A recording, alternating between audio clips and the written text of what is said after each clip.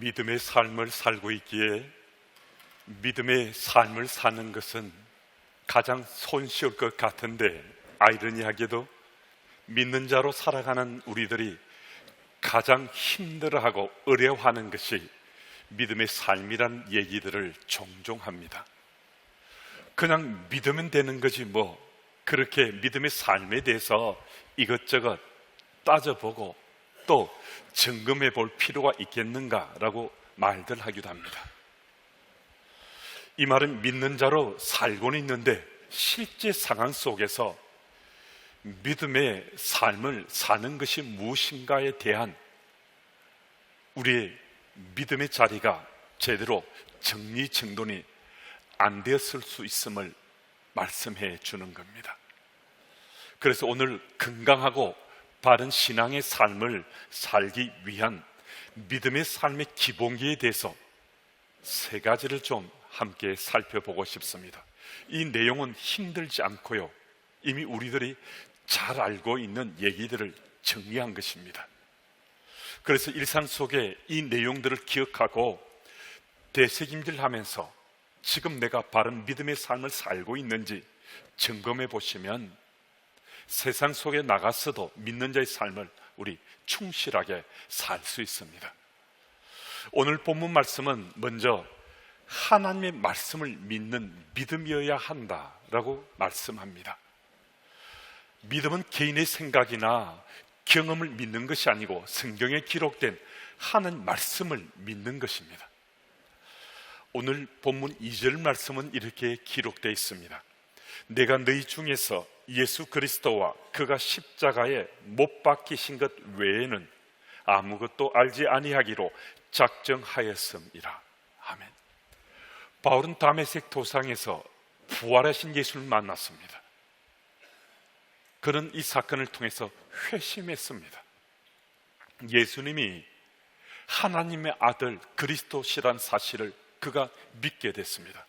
어떻게 이것이 가능했는가? 성경 속에 기록된 다윗의 자손, 이 땅에 메시아로 오신 분이 바로 예수님이라는 사실을 말씀을 통해서 깨칠 수가 있었기 때문입니다.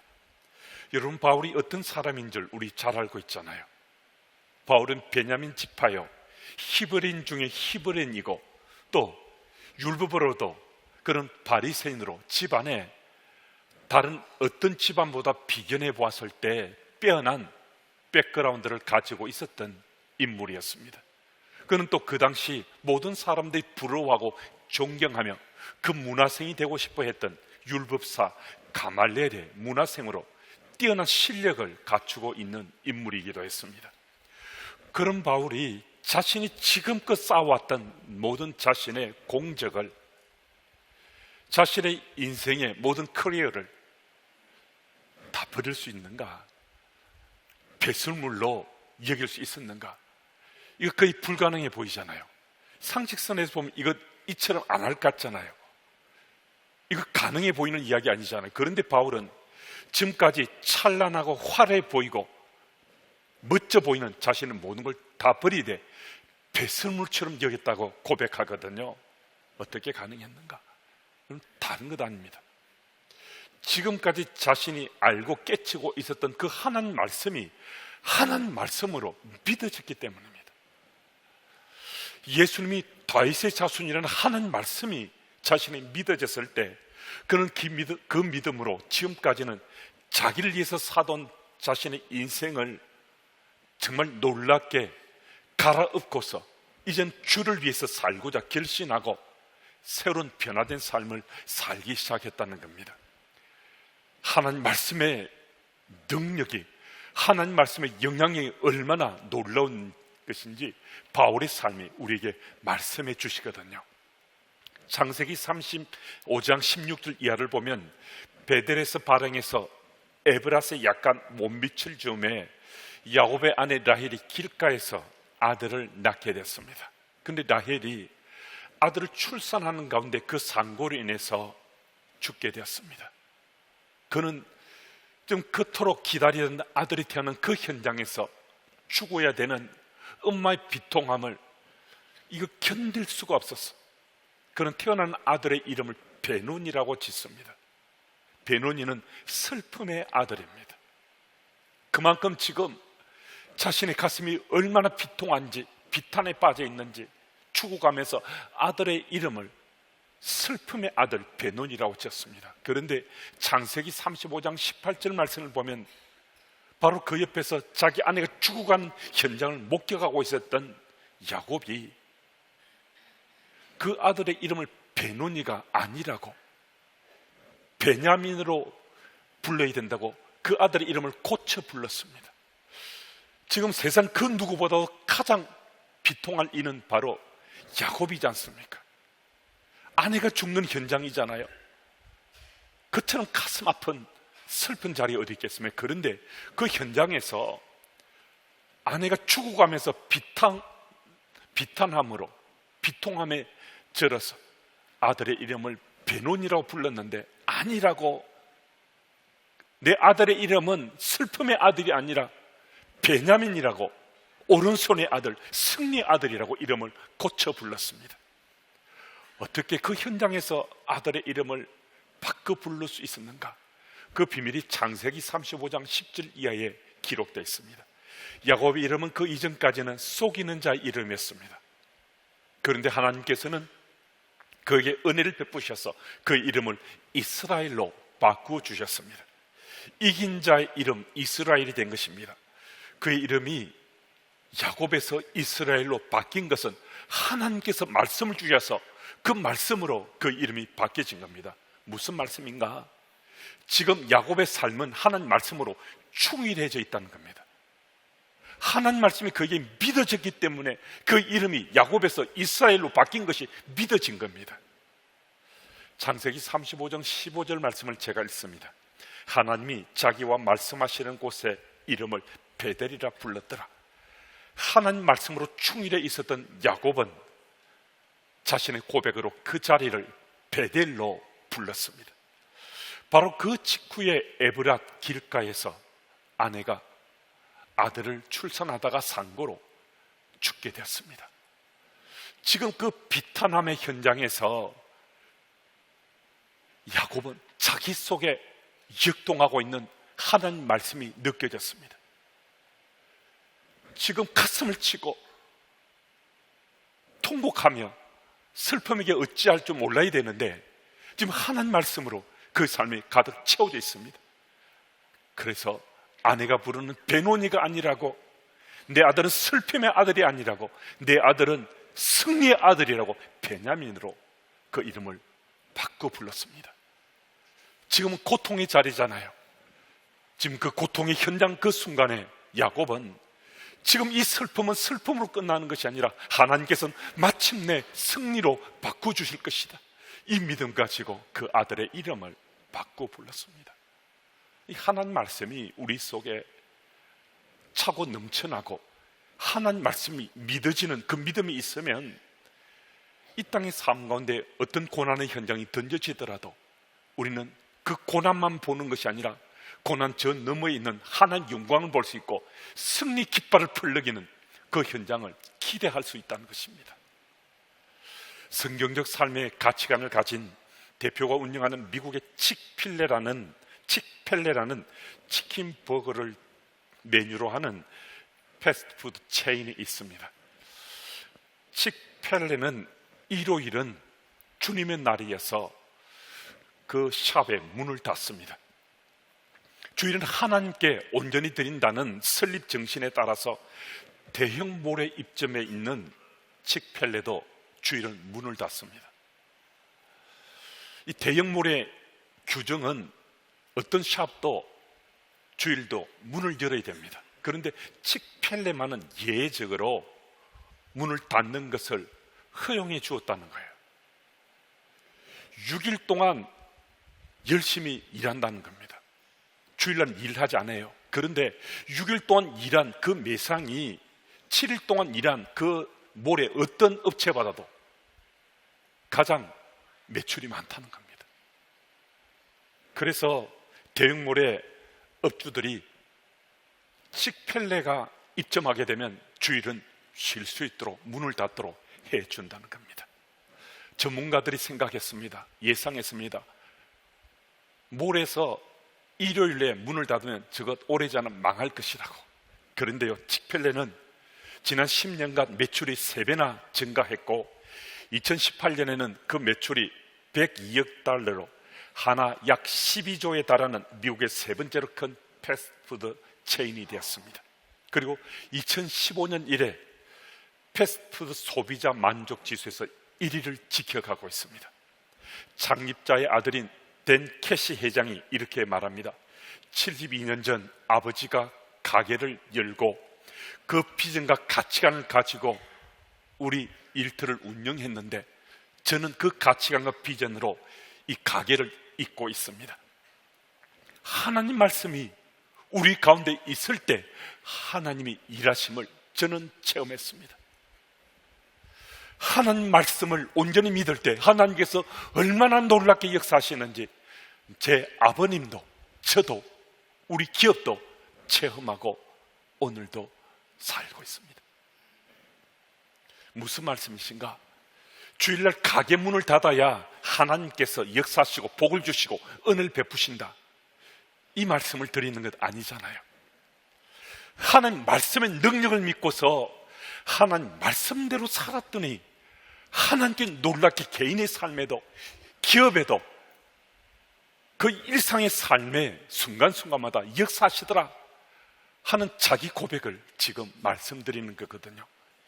기업을 경영하든 직장 생활을 하든 학생이든 가정주부든 목사든 선교사든 어떤 현장에 살든 간에 우리 믿음의 삶의 기본은 하나님 말씀을 믿는 것이라는 겁니다.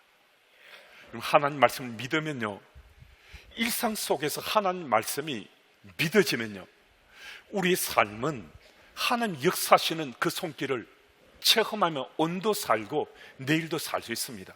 어떤 한때 두때만의 스토리가 아니에요. 특별한 은혜를 받을 때 하나님 말씀이 내게 믿어지구나, 이런 스토리가 아니에요. 하나님 말씀이 내 일상의 삶 가운데 언제나 믿어지는 은혜 속에 우리가 거할 수 있다는 겁니다. 그래서 믿음의 삶의 기본기 중에 하나는 하나님 말씀을 믿는 것이다 하는 이 의식을 가지면 우리는 세상 속의 그리스도인으로 멋지게 살아갈 수 있습니다. 그 현장에 함께 서시는 여러분들과 제가 되기를 예수 이름으로 축복합니다. 아멘. 그리고 오늘 말씀은 또 예수 그리스도 십자가 사건을 믿는 믿음이어야 한다라고 말씀합니다. 바울은 그 누구보다도 예수 믿는 자들을 핍박했던 입니다. 그 누구보다도 예수 믿는 자들을 핍박받게 하는데 앞장섰던 인물이니까 바울은 예수님의 십자가 사건을 무시하고 조롱했던 사람이잖아요. 그런 그가 다메섹 도상에서 부활하신 예수님을 만나게 되었거든요. 예수께서 바울에게 아주 분명한 음성을 들려주셨습니다. 다메섹 도상에서 부활하신 예수님을 만났을 때 바울이 놀라서 예수께 주여 누구시니까? 라고 묻습니다. 그때 예수께서는 아주 분명한 음성으로 지금 내가 핍박하는 바로 그 예수가 나다라고 말씀했습니다. 그 순간 바울은 꼬꾸라졌습니다. 바울은 3일 동안 눈을 뜨지 못했습니다. 바울은 3일 동안 음식을 섭취하지 못했습니다. 3일 후에 예수님의 제자 중에 한 명인 아나니아의 안수를 받고 눈을 뜨게 되었고, 그리고 음식물도 섭취할 수가 있었습니다. 다메섹 도상에서 부활하신 예수를 만난 그 이후에 바울은 예수님의 십자가 사건을 믿게 됐습니다. 여러분, 예수님의 십자가 사건은요, 두 가지를 말씀해 줍니다. 하나는 예수님이 십자가에 의해서 우리 죄를 대속하기 위해 죽으셨다는 겁니다. 죽으셨습니다. 다른 하나는 예수께서 십자가에 죽으셨는데 저 죽음을 깨뜨리시고 부활하셨다는 또 한 가지입니다. 근데 이것은 우리에게 두 가지 토픽에 대해서 아주 분명하게 말씀해 주는 거거든요. 그 하나는 죄의 문제요, 다른 하나는 죽음 이후의 문제입니다. 여러분, 우리가 솔직하게 하나님 앞에 서서 우리 마음을 그대로 오픈해 보면요, 우리가 세상 살면서 가장 두려워하고 무서워하는 것이 무엇인가? 내가 아니라고 노하고 싶어도요, 이거 인정할 수밖에 없는 아주 무섭고 두려운 것 두 가지만 꼽아라면요, 다름 아닌 하나는 죄의 문제입니다. 죄의 문제. 하나는요, 죽음 이후의 문제입니다. 그럼 다른 것은 그래도 좀 덜 무서운데, 조금 덜 두려운데, 이 죄의 문제, 죽음 이후의 문제는요, 이것을 생각해 보면 두렵고 떨릴 수밖에 없습니다. 그럼 죄는 이 땅에 있는 우리를 가장 고통스럽게 하는 거거든요. 실정법을 위반해서 벌금을 물거나 혹 감옥에 갇혀서 그 죄에 대한 심판을 받는, 그 대가를 치르는 그런 현장에 섰을 때도요, 우리는 실정법 위반한 것보다 더한 양심의 법에 대한 찔림에 대한 그 두려움이 어쩌면요, 전자보다 후자가 훨씬 더 클 수가 있습니다. 아무도 몰라요. 내 속에 일어나는 참 부끄럽고 추한 생각들이에요. 행동 직전까지 갔어요. 다른 사람이 몰라도 내가 행동하게 됐어요. 법에는 걸리지 않지만은 내 잘못을 저질렀어요. 가정에서 아내에게, 아들, 딸에게, 부모님에게 큰 잘못을 저질렀어요. 그건 내 양심이 찔림이 돼요. 이 죄예요. 실정법에 걸리지 않지만은 이 죄의 문제는 너무나 나를 고통스럽게 해요. 그런데 이 죄의 문제는 내 속에 있는 것이나 세상 어떤 것으로도 이게 해결이 안 돼요. 그는 정말 놀랍게도 어느 날 예수님이 그리스도로 하나님 아들을 믿어졌어요. 이것이 믿어지는 순간에 예수의 십자가 사건을 통해서 나의 죄를 대속해 하셨다, 이 사실이 믿어지게 된 거예요. 그럼 이 사실이 믿어지면요, 우리는 정말 해방될 수 있습니다. 자유할 수 있습니다. 과거의 죄도, 현재의 죄도, 미래의 죄까지도요, 예수님의 십자가 사건은 우리 모든 죄를 깨끗하게 씻으신 겁니다. 그래서 우리는 이 죄의 문제, 이 두려움으로부터 해방될 수 있거든요. 그런데 이것만으로 충분하지 못한 거예요. 죽음 이후의 문제가 남겨져 있는데요, 그런데 예수 십자가 사건을 믿으니까 죄의 문제뿐만 아니라 예수께 죽음을 깨뜨리고 부활하셨다는 이 사실이 믿어졌어요. 죽음 이후에 영원한 생명이 있다는 이 사실이 믿어진 거예요. 무슨 말씀이신가? 죽음 이후에 내 삶이 끝이 아니고 영원한 생명을 누리게 된다는 이 사실까지 믿어졌다는 거예요. 여러분, 이 땅에 발 딛고 사는 우리들이 신앙의 삶을 살고 있지만은 죄의 문제와 죽음 이후의 문제는 언제나 우리 삶의 딜레마였습니다. 그런데 이제 예수님의 십자가 사건이 믿어졌어요. 그 말씀은 죄의 문제와 죽음 이후의 문제가 해결되었다는 거거든요. 믿음의 삶의 기본기 중 또 하나는 예수님의 십자가 사건을 믿는 거예요. 이걸 믿으면 죄의 문제, 죽음 이후의 문제가 해결되는 거거든요.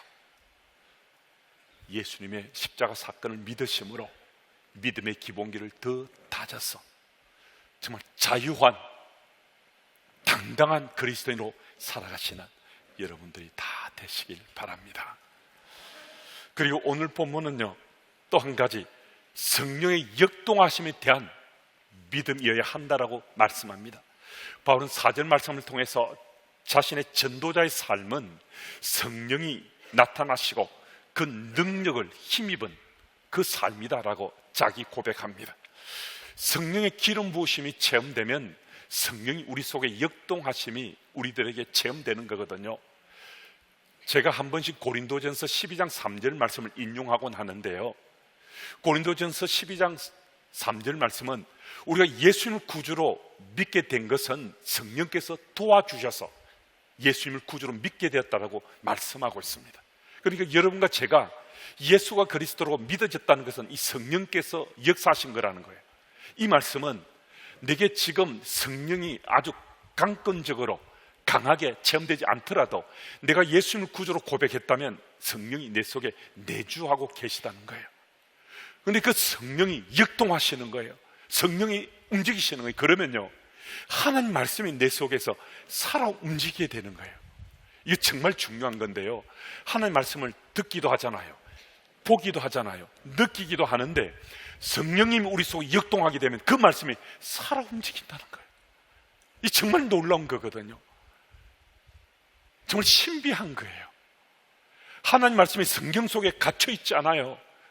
하나님 말씀이 잠시 느낌으로 지나가는 거 아니에요. 내 일상의 삶 가운데 그 말씀이 살아 움직여요. 정말 살아 움직여요. 성령이 내 속에 역동하면요, 내 인생이 지금 어떤 상황 속에 처해 있든 간에 나는 새롭게 회복될 수 있고요, 새롭게 살아날 수 있습니다. 수년 전 어떤 분이 미국에서 제가 섬기는 교회로 전화를 주셨습니다. 미국의 모 교회 출석하는 은주 집사님이라고 자신을 소개했습니다. 큐티에 대해서 좀 배우고 나누고 싶다고 하며 전화를 했습니다. 그 집사님이 자신이 섬기는 교회의 목사님 사모님을 찾아가서 큐티에 대해서 좀 배우고 싶다고, 나누고 싶다고 말을 건넸더니만 그 사모님이 한국에 있는 김하수 목사에게 전화해서 좀 배우라고 그런 얘기를 했다는 거예요. 그 줌에 생명의 삶에 제 스토리가 실렸는데 그 이야기를 읽어보고 감동받았다고 그 목사님한테 전화해서 좀 배우라고 그런 얘기를 했다는 거예요. 그래서 그 은주 집사님이 제게 전화를 주셨다는 겁니다. 그래서 제가 그 집사님께 얘기했습니다. 큐티를 배우든 나누든 집사님이 섬기시는 목사님이나 교회, 공동체, 가족들하고 나누는 것이지, 집사님은 지금 미국에 계시고 저는 한국에 있는데 무슨 큐티를 배우고 나누느냐고 제가 그 말씀을 드렸더니만 그 집사님이 앞으로 그렇게 하겠는데 이왕 통했으니까 오늘부터라도 큐티 말씀을 좀 나눴으면 좋겠다고 그 이야기를 하셔서 그날부터 지금까지 제가 그 집사님하고 나누고 있는데요, 한 1년쯤 지났는데 그 집사님이 자기 후배인 자매 한 명이 유아증에 빠져서 수년간 교회를 떠나 있었는데 그 자매가 그날 아침 자기에게 보낸 카톡 글이라 하면서 그것을 카피해서 제게 보냈어요. 그 내용은 이런 스토리였습니다. 언니, 나 세상살이가 너무 힘들어서 오늘 자살하려고 했어. 근데 언니가 내게 보낸 그 말씀을 읽는 순간 다시 나 하나님 앞에 엎드렸어. 그리고 나 죽지 않고 다시 살기로 했어. 저는 그 은주 집사님이 섬기는 교회 사모님과 일면식도 없습니다. 저 모르는 분이죠. 은주 집사님도 제가 전혀 모르는 사람이었습니다. 그런데 하나님께서는 특별한 방법으로 약 1년 전에 하는 말씀으로 우리를 엮어주시고 약 1년 후 자살하려 하는 한 자매의 생명을 구해 주셨습니다. 어떻게 이것이 가능했는가? 성령 하나님이 역동하시자 우리가 함께 나눈 그 큐티 말씀이 살아서 움직인 거예요. 그날 아침 그 큐티 나눔 글을 받은 그 자매가 그 글을 읽는 순간에 하나님 말씀이 살아서 움직인 거예요. 막 자살하려고 했던 그 자매가 그 말씀을 통해 하나님이 살아계심을 체험하고 나 죽지 않고 살겠다고 하는 글을 은니 집사님에게 보낸 것이었습니다.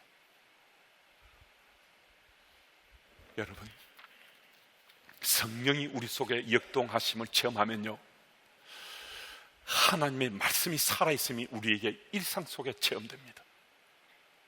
하나님의 말씀은 살아있는 것, 이거 다 우리 알잖아요. 한때든 두때든 어느 때든 우리는 하나님의 살아계심을 우리 체험한 사람이잖아요. 그런데 성령이 이미 내 속에 내주하고 계신데 이 성령이 역동하심이 체험되면 일상의 매 순간 하나님의 말씀이 살아서 역사하시는 그 체험을 하며 믿는 자의 삶을 내가 살 수 있다는 거예요. 그래서 믿음의 기본기에 또 한 가지 중요한 것, 하나는 성령의 역동하심을 믿는 믿음입니다. 제가 물어보겠습니다. 여쭤보겠습니다. 믿음의 삶의 기본기 중 첫째는 무엇이죠? 하나님의 말씀을 믿는 거고요. 믿음의 삶의 기본기 중 둘째는 무엇인가요? 예수님의 십자가 사건을 믿는 겁니다. 그리고 셋째는 믿음의 삶의 기본기, 셋째는 무엇이죠?